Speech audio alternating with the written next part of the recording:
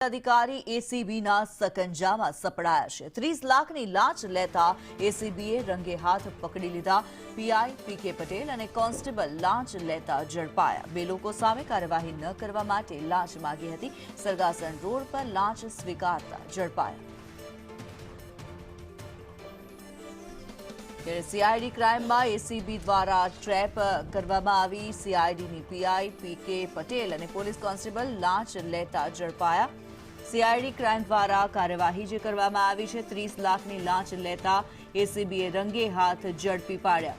जिग्नेश पटेल વધુ વિગતો જણાવી રહ્યા છે। जिग्नेश, લાંચના કેસમાં જે પોલીસ કર્મચારીઓ ઝડપાયા છે, શું માહિતી આ મામલે?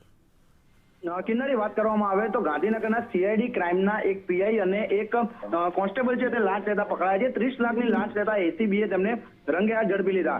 પેથાભાઈ કરમસિંહભાઈ પટેલ એટલે કે પીકે પટેલ કે જે સીઆઈડી ક્રાઇમના પીઆઈ છે અને વિપુલભાઈ દેસાઈ કે જે કોન્સ્ટેબલ છે તે બંનેની ધરપકડ કરવામાં આવી છે।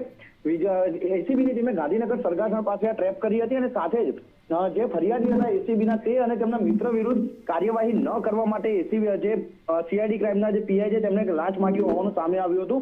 જે મામલે સીઆઈડી ક્રાઇમના જે પીઆઈ અને કોન્સ્ટેબલ છે તેમણે લાંચ લેતા ઝડપી એસીબીએ વધુ તપાસ શરૂ કરી છે। જી, ધન્યવાદ જિગ્નેશ આ માહિતી માટે।